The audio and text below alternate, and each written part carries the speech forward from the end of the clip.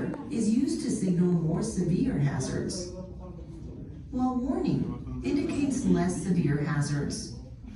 The use of one word or the other, danger or warning, is based on a standardized set of criteria that indicates when one word or the other should appear.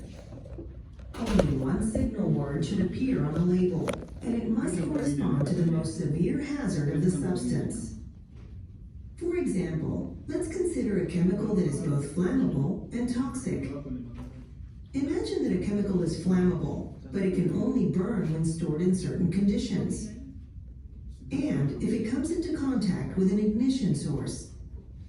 However, the chemical is acutely toxic to your health, and being exposed to it could lead to rapid and very severe damage to your body, or even death. In this case, the more severe hazard is to your health, so the word danger would be used as a signal word on the label. Why are pictograms and a signal word included on a label? They tell you where the product came from. They indicate who is allowed to use the chemical, to show you how to store a chemical, to indicate the hazards and severity of a chemical.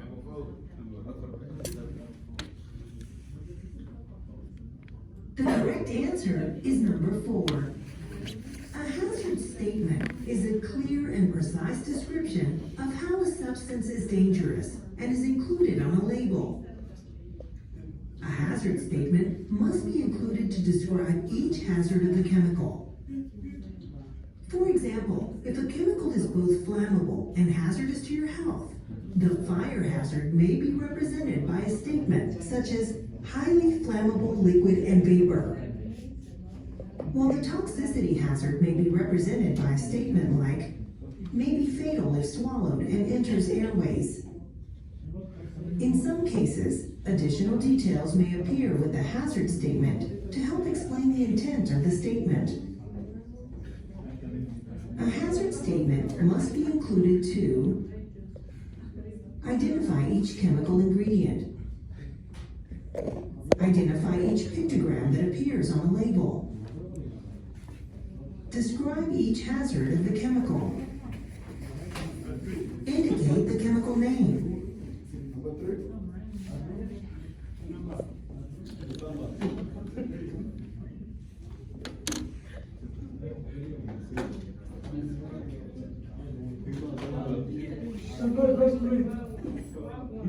The correct answer is number 3.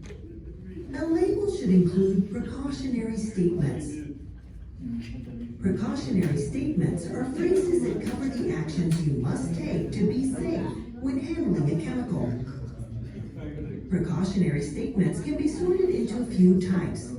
Let's look at some examples you might see on the label. Prevention precautions tell you how to minimize exposure to the chemical. For example, a precaution might be to use personal protective equipment and to not breathe any